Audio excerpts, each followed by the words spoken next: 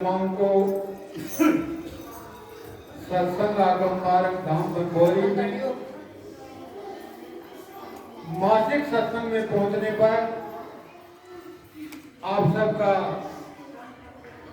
हार्दिक धन्यवाद स्वागत किया जाता है। धन्यवाद किया जाता है। आप धन्य के काबिल हैं। संत मिलन को चाहिए तज माया अभिमान, जू जू पग आगे धरे एक एक यज्ञ समान। एक पग जब आप आगे रखते हो तब एक यज्ञ के समान उस कदम का फल सत्य देता है। जब आप सच्ची लगन में काम क्रोध लोभ मोह अहंकार को, अपने बाहुबल को, अपने सुंदरता को, अपने दिमाग को, अपने शरीर को नमन करते हुए सद्गुरु चरणों में पहुंचते हो तब आपको एक एक कदम का फल वो परमात्मा जरूर देता है। सबसे पहले हमारे बीच में आए हुए हैं, आते ही रहते हैं नीलू राम जी, जिन्होंने मुझे इस मिशन से जोड़ा और मुझे महाराज नूर सिंह जी का शरणा मिला।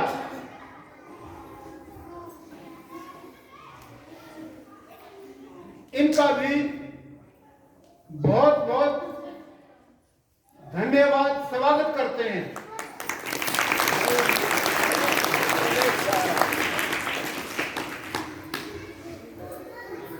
ये न होते तो हम पता नहीं कहां होते। मैं इनका तय दिल से आभार प्रकट करता हूं।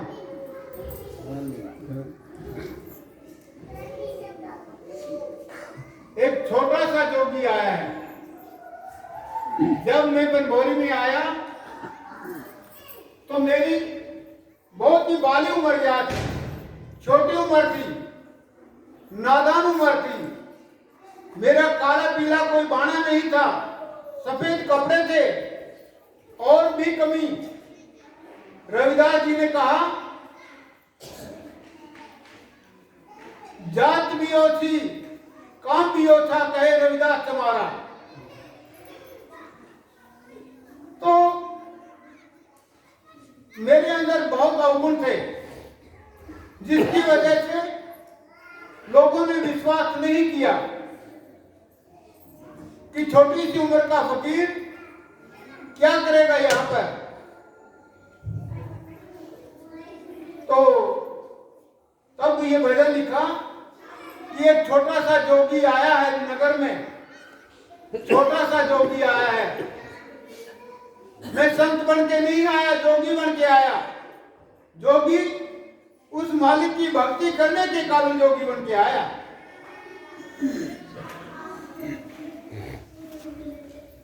मैं बालक हूं, मैं बालक हूं, दाता मेरा सामर्थ्य, पर जाग उठो सारी भारत। 39 साल पहले ये कहा कि पूरा भारत जाग उठो, और पूरा भारत ये नहीं, विदेशों में भी बनभोरी गांव का नाम, रानी कौतुकपुर का नाम विदेशों में भी जाना जाता है। महाराज नूर सिंह का नाम, महाराज शिशु मस्ताना जी का नाम मिशन विदेशों में भी जाना जाता है। कश्मीर में, जम्मू कश्मीर में नौकरी करने के लिए तो हमारे देश के अन्य प्रांतों के लोग चले जाते हैं, लेकिन वहां रहने के लिए नहीं। हमने वहां पर बोर्ड लगाया, हरियाणा वाले महाराज जी, कोई बोर्ड लगा के तो दिखाओ। किसी को नहीं रहने देते वहां पर। 370 धारा लगी हुई है। लोग कहते हैं कि 370 धारा हटा दी, ये सब झूठ बात है, दुनिया को बहकाने वाली बात है। 370 धारा अभी तक नहीं टूटी।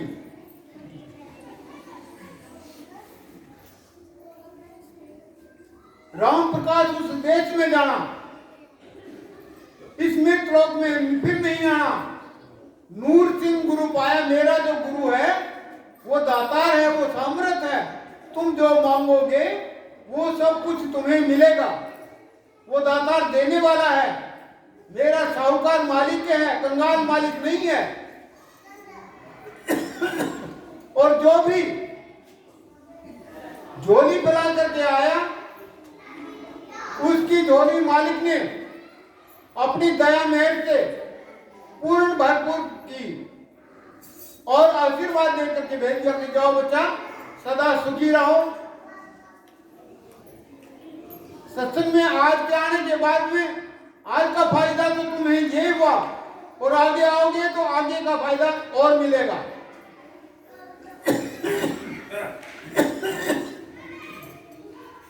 एक बार एक जमींदार बाजरा उखाड़ रहा था। बाजरा उखाड़ते उखाड़ते गोफिये में घोड़े जो भाग के भगाए जाते थे वो खत्म हो गए।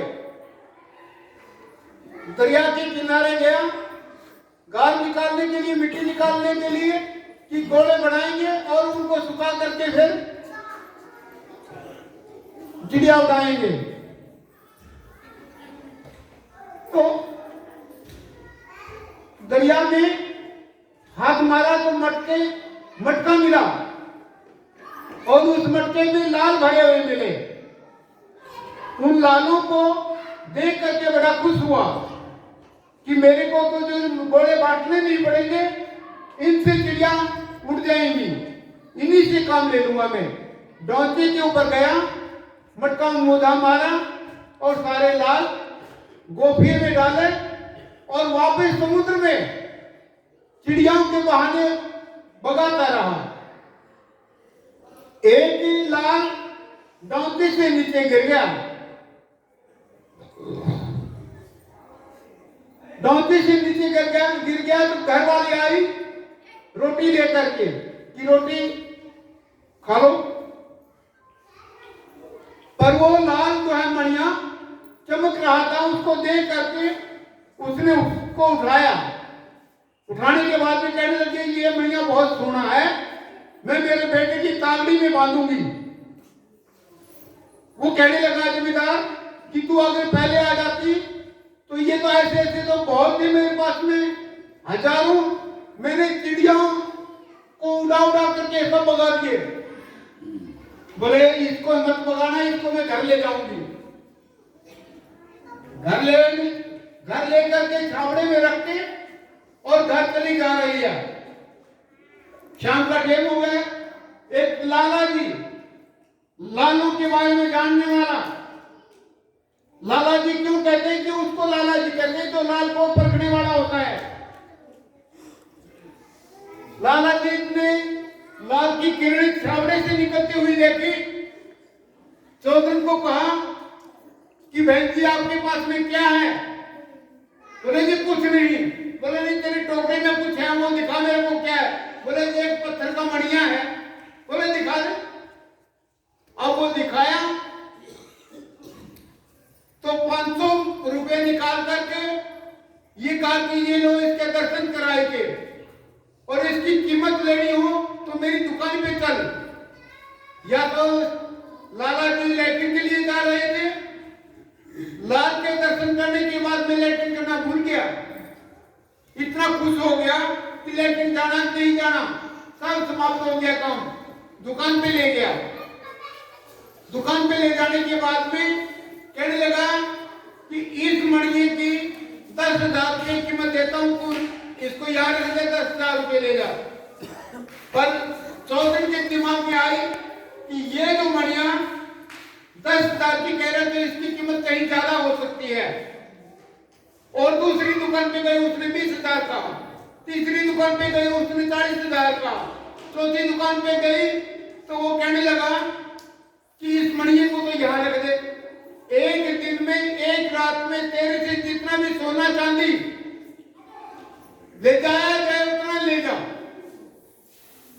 तो उसने मणिये का क्या करना था?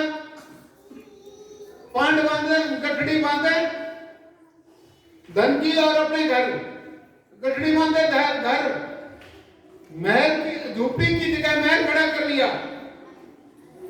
दिवाली का समय आ गया, बता दे दिया कि जाओ तुम्हारे बापू को कह दो कि आज तो घर पे ही आके खाना खा लेंगे, मैं खेत में नहीं जा सकूंगी। अब वो चौधरी की बड़ी बड़ी गाड़ी बड़ी हुई और घर आने के बाद में झोपड़ी की जगह महल खड़ा था, रोने लग गया, चिल्लाया, कहने लगा कि मेरे छोटे छोटे बच्चे थे, मेरी झोपड़ी थी, यहाँ पर पता नहीं किसने कब्जा कर लिया, मेरे बच्चे पता नहीं कहाँ चले गए।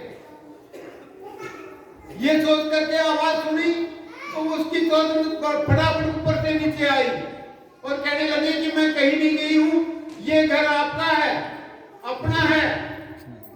बोला मेरी तो झोपड़ी थी, घर थोड़ी था, मकान थोड़ी था, महल थोड़ी था। कहने लगी कि ये महल अपना ही है। बोले तू इतने पैसे कहां से लाई? वो कहने लगा कि इतने पैसे तू कहां से लाई? चौधरी कहने लगे कि उस मणिये की कीमत से मेरे को इतना धन मिला है। कहां दे के आई? कि फलानी दुकान पे दे के आई हूं, चल मेरे साथ में। चौधरी दोनों के दोनों दुकान पे पहुंच गए। लाला जी पहले राम राम करने लग गया कि वो तो 9 करोड़ की कीमत का लाल था। लाला जी कहने लगे चौधरी राम राम। राम राम भाई। सेठ जी, सेठ कहने लगा कि कोई कसर रह गई, धन की कसर रह गई हो? बोले ना। बोले और ले जा? बोले ना। तेरे से जितना ढोया था उतना और ढोले? बोले नहीं। बोला फिर क्या बात है? कहने लगा कि मैं इसको नहीं रो रहा, मैं उनको रो रहा हूं जो गोफिये में घाल के समुद्र में बहा दिए। इस 1 लाख की तो कीमत मुझे मिल गई। तो प्यारी साध संगत जी, जो जीव सत्संग में पहुंचता है उसको इतनी ही कीमत मिलती है 9 करोड़ जैसी। और एक बार आने के बाद में बंद हो गया तो अपना खाता बंद कर लेगा वो। आगे जितने भी बढ़ोगे उतना ही रोजाना तरक्की होती जाएगी, मालिक दया मेहर रखेगा, तुम्हारी उन्नति होती जाएगी। और एक दिन वो आएगा कि इन सांसों रूपी लालों की कीमत वो परमात्मा जरूर देगा। आत्मा को जन्म मरण से मुक्त करके सतलोक में ले जाएंगे। वहां पर न आत्मा मरती है न परमात्मा मरता है, सब सूरत एक रूप हो जाते हैं। उल्ट बूंद मिले समुद्र में एक रूप हो जाए।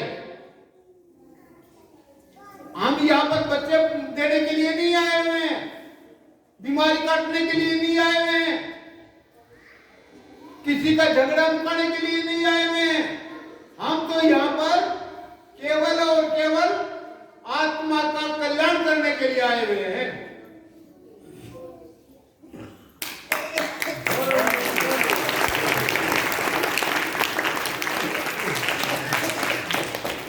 जितना ज्यादा सुमरन करोगे, जितना ज्यादा सत्संग करोगे, उतना ही तरक्की होती जाएगी। जैसे खेत में बीज डालने के बाद में खेत के चारों तरफ बाढ़ नहीं करेंगे और किनारों की रुखान नहीं करेंगे, उसमें पानी नहीं देंगे तो वो फसल मुरझा जाएगी।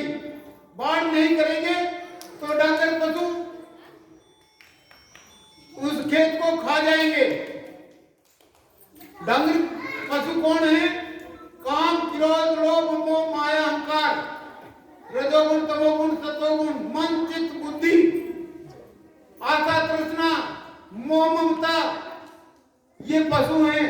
5-25 प्रकृतियां ये जो है भक्ति रूपी बगीचे को चरने के लिए तैयार रहते हैं। लेकिन रखवाला जो हो मजबूत, तो वो अपने केसर को बचा के रख सकता है।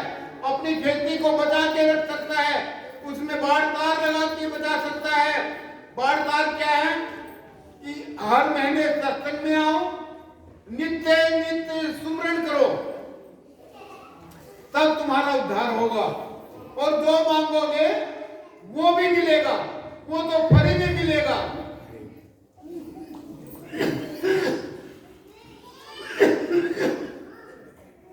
और कुछ तो मांगने की जरूरत ही नहीं रहेगी। जिसकी प्रधानमंत्री के साथ में दोस्ती हो जाए तो छोटे मोटे सिपाही, एसपी, डीएसपी, आईजी, डीआईजी वो क्या बिगाड़ सकते हैं। जिसकी तुम्हारी जो दोस्ती परमात्मा के साथ में करा रखी है हमने, काल महाकाल तुम्हारा कुछ नहीं बिगाड़ सकेगा।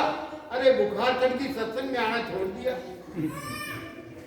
जुखाम हो गया, गुरु जी क्या करें, सत्संग में आना छोड़ दिया। भैंस दूध ना दे, सत्संग में आना छोड़ दिया। अरे चाहे गला भी कट जाए। मीरा ने ये कहा कि मैंने तो सब कुछ त्याग के और गुरु रविदास जी का सन्ना ले लिया, अब मेरा गला कटे तो कटने दो, कोई मुझे चिंता नहीं। ऐसा त्याग करना पड़ेगा तुम्हें। त्यागी बनो, स्वार्थी मत बनो। स्वार्थी बनोगे तो यही रह जाओगे, त्यागी बनोगे तो पार हो जाओगे। एक और बात बता दो, कोई ये कहे कि अगला पिछला किसने देखा। अगला पिछला जन्म आप सब देखते हैं। जब आप लोग सोते हैं तब आप लोगों को सपना आता है, और वो सपना 1000 जन्म पीछे तक आ जाता है। जब तक किसी को सपना नहीं आएगा तो नींद नहीं आ सकती। वो 1000 जन्म पीछे तक का सपना तुम्हारे को दिखाई देता है।